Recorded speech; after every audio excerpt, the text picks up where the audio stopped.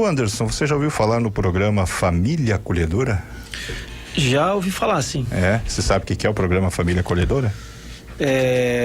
No caso, seria para acolher pessoas, crianças no caso, né? E pessoas que não têm um lar. Definitivo, Olha, é isso? E você sabia, Amanda, o que é a Família Acolhedora? É que é um pouco já intuitivo, mas pelo que eu pude ouvir ali por ali, pessoas que também têm questão de vulnerabilidade, né, Valdomiro? Seja a faixa etária, desde crianças até pessoas mais velhas, enfim, né, que tem essa questão. Os dois estão certos, nenhum dos dois errou, tá? O programa Família Acolhedora, nós vamos falar sobre esse assunto, porque nós estamos recebendo aqui a Ionara Marques, que é coordenadora do Serviço Família Acolhedora, que é um serviço dentro da Secretaria do Desenvolvimento Social da Prefeitura de Brusque, que inclusive recentemente realizou um treinamento para as famílias que participam, que têm interesse em participar desse projeto. Tudo bem, Ionara? Boa tarde. Boa tarde, tudo bem, e você? Tudo certo. Bom, obrigado primeiro por ter aceito o convite, né, para vir aqui para a gente falar a respeito desse tema tão importante.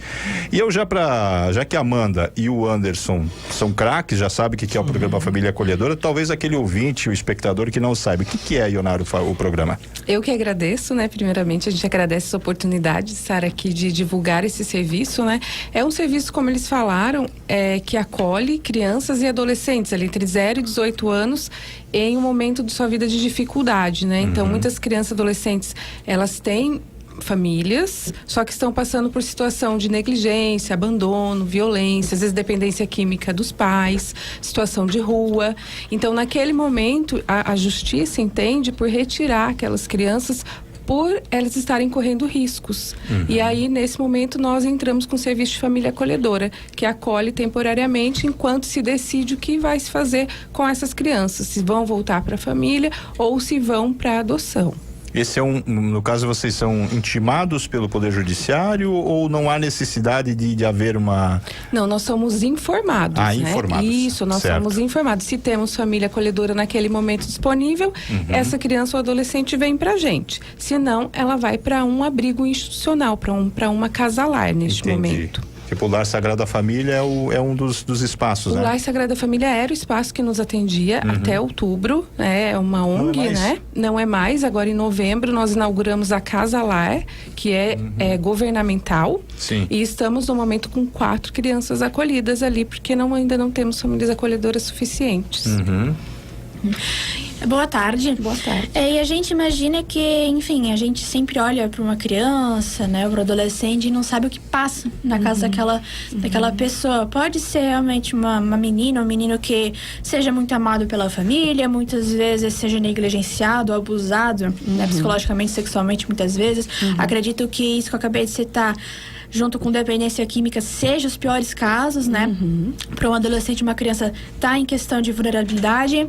Mas, hoje em dia, como é que funciona o período máximo, assim, para uma criança dessa? Por acaso, quanto pior for o caso, mais tempo ela vai passar dentro de casa? Como é que acontece até, para que vocês sabem, que essa questão fica...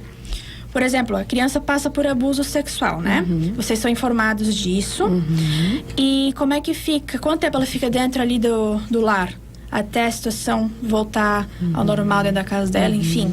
Aí depende de vários quesitos, né? Qual que é o período máximo? Então, o Estatuto da Criança e Adolescente, conhecido como ECA, né? Ele traz ali o período máximo de 18 meses, né? Nós trabalhamos com um período na nossa lei municipal de uma média de 6 meses, mas cada caso é individual, então precisa ser analisado de uma forma cuidadosa, né? Pela nossa equipe e também pela equipe do judiciário. Então, o processo, ele tem tempo para as famílias recorrerem, então tudo isso acontece de forma que a gente não tem como prever exatamente, mas a gente trabalha com esse prazo máximo de 18 meses. Já tivemos acolhimentos de 3 meses, de 6, de 1 ano e 10 meses, já tivemos, alguns que chegaram quase a 2 anos. Caso, por exemplo, até 18 anos, certo? Então, a menina, o menino completa 18 anos mas precisa ficar ainda mais algum tempo naquela casa, ele fica, certo? Então, isso também precisa ser analisado ali individualmente, porque o Estatuto, ele traz essa possibilidade possibilidade, né, de até 21 anos ele poder ser acolhido, inclusive isso em abrigos ou em famílias acolhedoras. Porém, a nossa lei municipal precisa se adequar, né, a isso. A gente inclusive tem ali o projeto para fazer algumas adequações à nossa lei. Porém, também existem repúblicas que acolheriam jovens entre 18 e 21 anos, mas nós não temos na cidade. Aliás, no estado são pouquíssimas repúblicas que existem, né? Então precisa sim haver também um movimento até nacional de se preocupar quando esse adolescente faz 18 anos, o que acontece com ele. Isso é uma preocupação que a gente precisa ter, precisa pensar, né, em como atingir, como cuidar, né, desses jovens, né? Como é que vocês escolhem essa família acolhedora? Por exemplo, vocês vão visitar o lar dela, saber se realmente tem estrutura, se realmente essa criança ela vai se sentir bem ali? As famílias acolhedoras nos procuram, né? Então a gente trabalha com essas divulgações, como estou fazendo aqui, com divulgações em escolas também, em clubes, em locais que tem agrupamentos de pessoas, igrejas, né? Sim. E aí as pessoas nos procuram, seja via WhatsApp, Instagram, pelo site da prefeitura, tem ali um formulário e falam, né? Eu tenho interesse, eu quero saber mais. A gente faz algumas reuniões de captação, que podem ser em grupos, faz entrevista individual também, como a gente está conversando aqui, né, preenche uma ficha cadastral, que ela tem vários dados sobre toda a situação familiar, financeira, situação social, né? Então essa ficha cadastral, ela traz ali a composição familiar, né? Tudo, saúde. Então a gente vai conhecendo essa família aos poucos, faz visitas domiciliares e aí começa, né, entendendo que essa família tem condição, e a família, quando entende como é que funciona o serviço, também diz, não, quero ser, a gente começa a fazer a capacitação, como foi citado ali no início, a questão dos treinamentos, né, as formações, onde a gente leva juiz, promotoria, conselho tutelar, pessoal da saúde, da educação. Nós também trazemos ali alguns conhecimentos que a gente já tem, experiência, né, e vai fazendo a capacitação, que tem no mínimo 20 horas de duração. Então, são alguns encontros que a gente realiza. E aí, durante esses encontros, a gente vai refletindo com as famílias o qual mesmo elas estão preparadas para se tornarem, de fato, famílias acolhedoras. E tem muitos casos em Brusque de crianças, por exemplo, que precisam de um lar, que estão aguardando uma família acolhedora? Então, em Brusque, nós temos, assim, uma realidade um tanto quanto privilegiada, em detrimento de outros lugares. Também a gente tem esses altos índices de qualidade de vida, né? Uma baixa violência. Então, nós não temos tantas, como se a gente comparar até com cidades próximas, vizinhas, Gaspar, Blumenau, né, Itajaí, Joinville. Claro, são cidades maiores, né? Mas nós temos, assim, no momento, se nós tivéssemos mais 4 famílias acolhedoras, que nem seriam tanto, né, 3 ou 4, teríamos uma demanda para ser atendida por isso, né? Não estariam em um abrigo institucional. Mas nós sempre precisamos, sim, de famílias, né? Sempre temos, não é uma demanda imensa, mas é uma demanda importante, né? Que cada vida importa, né? Agora eu fico imaginando aquela família acolhedora que recebe aquela criança e depois tem que devolver ela. Sim, eu conheço um casal que eles ficaram muito tristes, assim. Cria-se um laço, né? Por mais que não seja muito tempo, né? Exatamente, cria-se um laço, se apega com a criança, né? Só que claro que ele já tem o entendimento que pode acontecer em determinado tempo ter que devolver a criança, né? Mas é difícil, né? Também, né? Então. E ter que na casa da pessoa, olha, temos que levar ela de volta. É que no nosso caso, né, não é que pode acontecer, sempre vai acontecer, sempre um lar temporário, né? A família acolhedora, ela faz o papel do abrigo. Então, essa criança, ela estaria num abrigo, ela não estaria lá na casa dela, né? E o que a gente pensa é no bem-estar da criança. E para as crianças, várias pesquisas têm apontado como muito melhor ela estar em famílias, mesmo que não seja a sua, melhor mesmo seria ela estar lá na casa dela, por mais que seja um tempo temporário. Isso, por mais que seja temporário, porque quando ela fica acolhida num abrigo, por melhor que seja o abrigo, nós não estamos falando que os abrigos não são bons, mas eles são instituições profissionais, né? Nós temos profissionais ali, tem trocas de profissionais, tem horários a serem cumpridos, né? Então, as famílias acolhedoras, elas, por pesquisas científicas que já existem desde 2001, inclusive uma pesquisa aponta que cada ano passado ali numa instituição, 4 meses de desenvolvimento são perdidos de uma criança. Imagina isso numa criança pequena, como a gente tem muito acontecido. Recém-nascidos, né? 1 ano, um recém-nascido é muito tempo para ele, né? Uma vida inteira. Então, as famílias acolhedoras, elas sabem que vai ser temporário e a gente trabalha a temporalidade com elas o tempo todo, nas formações iniciais e nas formações continuadas. Porque depois que você se torna uma família acolhedora, você continua sendo capacitado, recebendo informação, trocando experiência com outras famílias, e você vai se fortalecendo nisso. E à medida que uma criança vai e vem, outra vem também, a outra vai e vem também. Então, a sua casa está sempre repleta de, vamos dizer, emoções, né? Chegadas e partidas, né? A gente trabalha muito com esse tema, né? E, Onara, quando que foi que... Você até disse que já veio aqui na rádio uma vez, no início, né, do serviço, mas... Quando que surgiu, né, esse serviço? E quem que teve a ideia inicial? Foi um grupo que teve a ideia inicial, né? Como é que foi esse planejamento todo? Então, esse serviço surgiu em 2012, ali, né, em maio de 2012. Foi uma iniciativa do Ministério Público. Então, o Ministério Público da época acionou a prefeitura para que se cumprisse, para que a cidade implantasse o serviço de família acolhedora, que isso já existia em vários municípios, fora do país, na Europa, nos Estados Unidos, já é muito comum há muitos anos, né? No Brasil não tem tanto tempo ali, né? E aí, então, em 2012 a gente começou a trabalhar, veio até aqui, começou até uma divulgação massiva, mas na época tivemos dificuldade, só fomos ter as primeiras famílias acolhedoras em 2014. Então, para ver essa questão que foi como o colega trouxe aqui, né? A família sofre quando a criança vai embora. Ela sofre. A gente, em nenhum momento a gente diz, porque a gente sofre quando uma pessoa que a gente ama vai embora, não vai? A gente sofre quando a gente trabalha num lugar muito bom e a gente tem que ir embora. Né? A gente sofre quando, às vezes, um sobrinho, um afilhado passa um tempo com a gente, e depois ele volta lá para casa dele, quando o filho se casa, né? Então, tudo na vida é temporário, né? Na verdade, eu estava até explicando ali fora, né? Que as famílias acolhedoras, elas sempre existiram, não nesse modo formal, como a gente está trazendo aqui hoje, com uma equipe técnica, com um processo judiciário, com conselho tutelar. Mas as famílias acolhedoras sempre existiram. Todos podem resgatar memórias de primos, irmãos, às vezes próximos, vizinhos que moraram temporariamente em alguns lares enquanto a família ou enfrentava uma dificuldade ou precisava trabalhar, ou às vezes morava muito distante, né? Antigamente, pensar 40 anos atrás, às vezes a pessoa não acessava uma escola, um trabalho. Pra então, estudar, assim, trabalhar. Então eram famílias acolhedoras, porque não se tornava filho delas. A filiação continuava sendo de outra família. Mas agora abrange mais a área de, talvez, muito uma questão psicológica e física, porque algumas crianças, adolescentes sofrem alguns traumas. A diferença pode ter nisso, né? Em que se acolhia, às vezes, crianças que não tinham passado por tantas dificuldades como as nossas. Antigamente era trabalho, tudo, agora mas não... para isso existe a equipe técnica, né? Formada pela psicóloga, pela assistente social e por mim, que sou psicóloga também, né? De formação, que trabalhei muitos anos como psicóloga desse serviço, então eu atuava diretamente, né, no acompanhamento das famílias,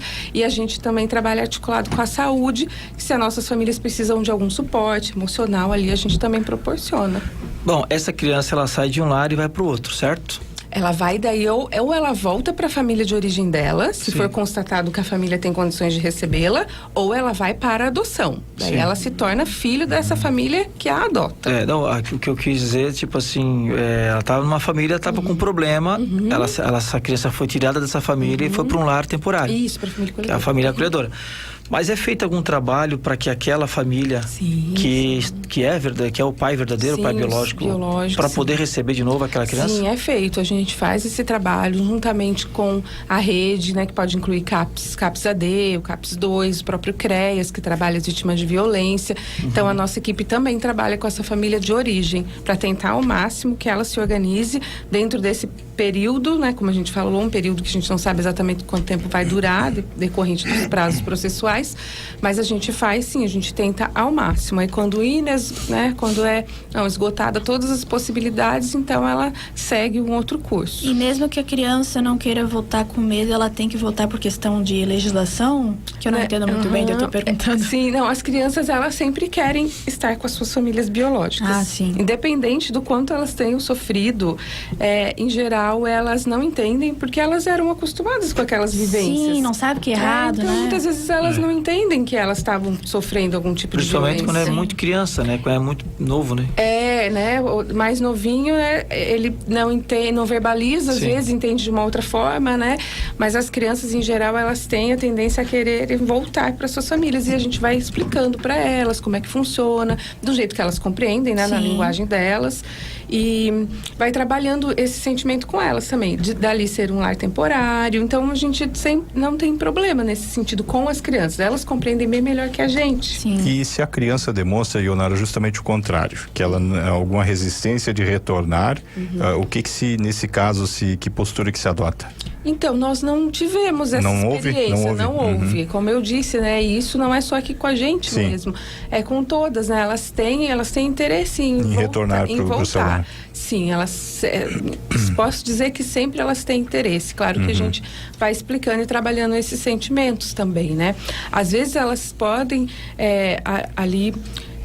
quando, por exemplo, vai para adoção, aí ali a gente trabalha mais ainda, né? Porque aí vai haver uma mudança, vamos dizer que radical, né? Porque ela saiu da família de origem, passou por uma outra família, aprendeu, teve vivências, modelos de como é viver numa família amorosa, que até então ela não conhecia, e aí ela vai para uma outra família que está aguardando, às vezes, muitos anos, né? A gente sabe que bebês ficam na fila, as famílias ficam na fila por adoção até por 7 anos, então a gente faz esse preparo, sabe, da criança, da nossa família acolhedora, para então encaminhar.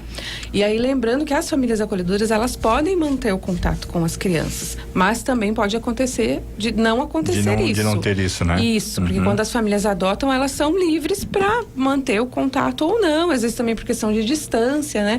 Mas temos vários exemplos bem-sucedidos de famílias acolhedoras que são madrinhas, que são afilhados, sabe? Que mantém um vínculo bem forte, assim, que temos depoimentos. Como se fosse sangue, né? Alguns vídeos gravados, assim, que os laços se tornaram muito fortes, assim. E... É como se fizesse parte da família agora, né? Isso, Um parente exatamente, distante. isso. Às vezes um parente até próximo. bem mesmo, próximo, né? Não, temos famílias que finais de semana estão com as crianças, estão nos aniversários, sabe? Mantém uma vida, como temos algumas famílias que não têm mais contato. Tem mais contato, então, né? a gente também já trabalha esses temas também, né? Sempre com muita clareza, né?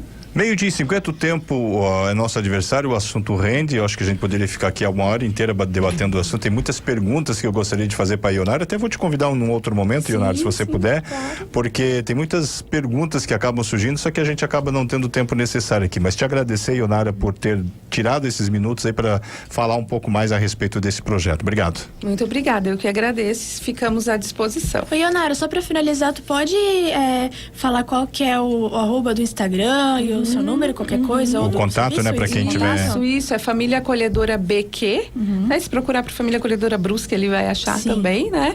Ali no site da prefeitura embaixo também tem o logo, que tá aqui na minha camiseta também, né?